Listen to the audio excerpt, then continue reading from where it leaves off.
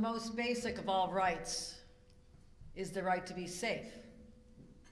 And here in New York, as the governor, that is my absolute highest priority.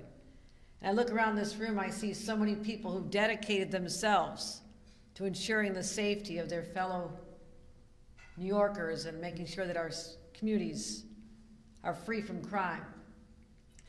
And I want to thank the people who've dedicated themselves to this cause. And starting at the very top, we have representation out of Washington from President Biden's administration. I want to thank Stephen Dattleback for being here today as the head of the ATF for the entire country, but also a former United States attorney as well. Let's give him a huge round of applause for coming.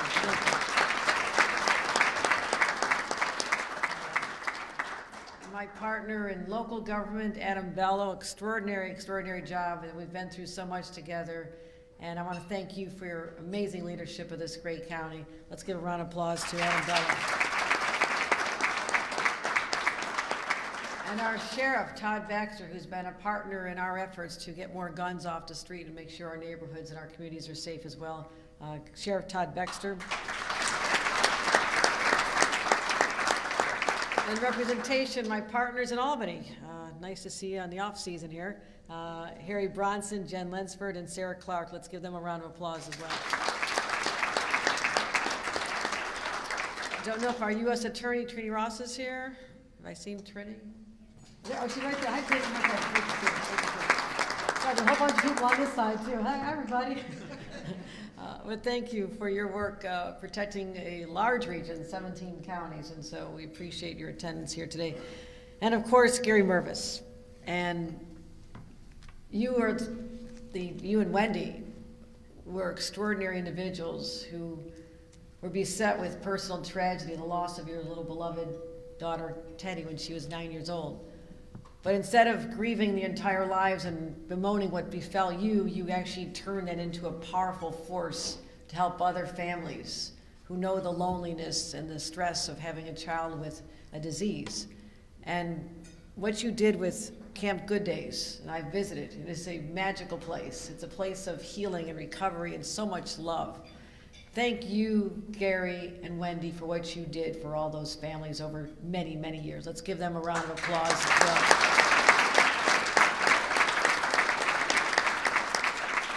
What we celebrate here today is a quarter of a century ago, Gary said yes. You said yes to the judge when he asked you if you could use your stature in the community and your knowledge and your passion to implement a program, Project Exile. And again, we are proud that we are the second community in the entire country to embrace this because it makes sense. The coordination makes sense. Finding alternatives for young people to do something other than join a gang and get involved in gun violence makes sense. But a lot of places were not stepping up, but Rochester did. And that is part of the legacy of the people of 25 years ago all the way through today. It's also given me an opportunity to think about the people, the U.S. attorneys who've worked on this, and I absolutely know one very well. My husband, Bill, would always say, I have to go to Rochester and meet with Gary Mervis. We're working on Project Exile. I was well familiar with this. And I want to thank him for his service protecting us for many years as United States Attorney, but 30 years of dedication to law enforcement and the U.S. Attorney's Office. So I'm going to use a personal point of privilege and ask you to welcome our first gentleman in the entire state's history, Bill Hochul.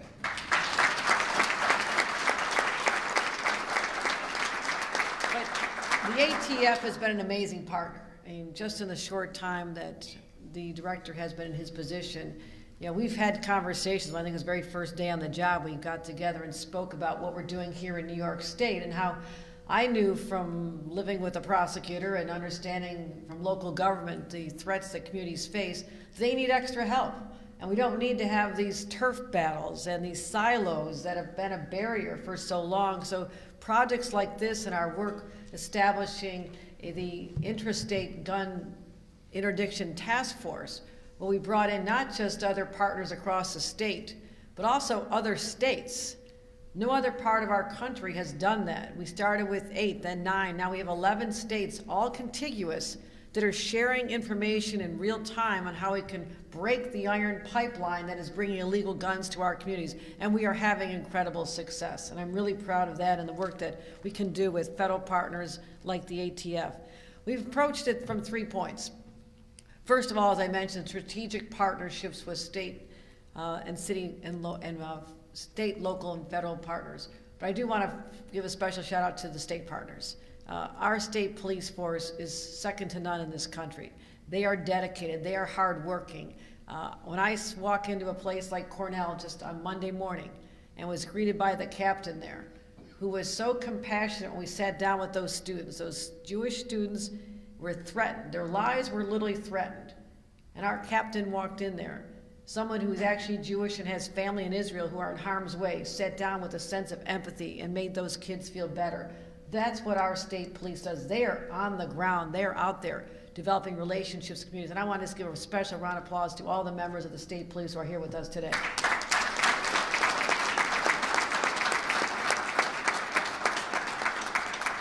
But it's not just building relationships, breaking down barriers, but it's also the policies and the laws that often have to be changed or improved, enhanced, implemented. And we worked really hard. So think about something like ghost guns. Ghost guns, I never even heard of them a few years ago. But people could literally mail order a gun to their house, build it, and go out and kill somebody. So what we did was he signed a law criminalizing this in November 2021. I think I've been governor 2 months. I knew how important this would be. And the ATF also announced rules on this. Supreme Court just 2 weeks ago upheld the ATF's gun rule, which is important, and the litigation is proceeding, because every time we try to do something, somebody slaps us with a lawsuit and tries to stop it. But why would anybody in their right mind think it's okay to be able to assemble a gun in your house and go out and kill people? That's what we're talking about, just common sense here. So we're challenged, but I also believe that we'll be successful. As I mentioned, we established the Interstate Gun Task Force to get guns off the streets. Another thing we did, and all of you felt this because it was just down the road in Buffalo. After that mass murder of 10 innocent New Yorkers just shopping in a grocery store on a Saturday morning, we realized that there were signs that our red flag laws were on the books but could be enhanced. And as a result, we made our gun laws tougher. We changed the red flag laws, the extreme risk orders of protection. Back that month, May of 2022, there had been 1,400 orders of protection sought. These are people who've shown behavior that indicates they could do harm to themselves or do harm to others. 1,400, big number, right? We just had 13,000 recorded now because we changed the law, told law enforcement, told our state police that these are the signs. When you see them, you go get it. Don't ask questions, we'll figure it out later, but you need to make sure that you go to a judge, that you take steps, you find out a way to make sure that someone who could get a gun in their hands and go kill an individual or a group of individuals is stopped before it happens. And we have made our schools and our communities safer as a result of this. It's an 813% increase. I wish other states would do the same. Every other state should be doing this, and we call on them to follow our lead. But also, I want to talk about the fact that we have had a statewide decrease in shootings and murders. This is a frightening time during the pandemic and immediately in the aftermath. For some reason, and sociologists can figure this out, and maybe some of you have opinions on this, but everything seemed to just come to a crashing halt. Normalcy, people having respect, people not committing crimes, it all broke down. The social fabric broke down, and people were committing crimes with abandon, including shootings. And so we have fought hard against this. Across the state of New York and the GIVE jurisdictions where we give extra resources like Rochester, there's been a 35% decrease in shootings and a 30% decrease in fatal shootings as well. So that's something we're proud of. But let's zero in on Rochester. Good news here in Rochester. Murders are down 28% over last year. Violent crime down 8%. And this community has really stepped up. I was just here in September recognizing the fact that, not something we're real excited about, but Rochester was had the highest statistics related to car thefts in the nation.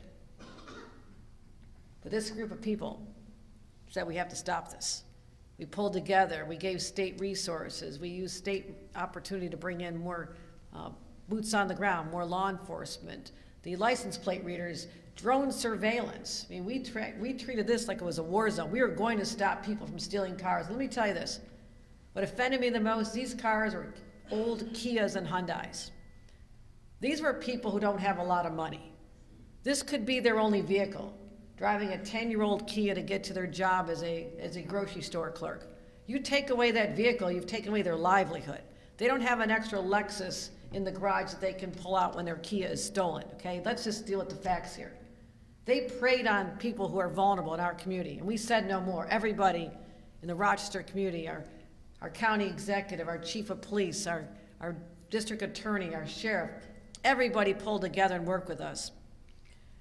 At the time, car thefts, when I started noticing the statistics in the spring, summer, car thefts in Rochester were up 829%. Last June, 500 cars were stolen. I literally went to the pound. I saw the cars that had been broken into. I saw how you could so easily, because of a design flaw in the manufacturer, take your charger for a cell phone, put it in the ignition, and turn on one of these vehicles. So we went after the companies, we went after the owners, we told them they need to be wary. 500 car thefts in June, October numbers, 152. That's what I call progress. That's how we start helping people feel safer. So, gun violence, other crimes, we are laser focused on this here in the state of New York because it comes down to that sense of personal security that every single person is entitled to. You should be able to walk your streets or go to your church or your synagogue or your mosque and be free from all crimes, all threats, whether it's anti-Semitism, Islamophobia, whatever your problem is. I'm sorry, New Yorkers, it's time to start treating each other with care and compassion. That's who we are. So we are going to be tough. We'll be prosecuting individuals who perpetrate threats on anyone, carry guns, or even on a college campus.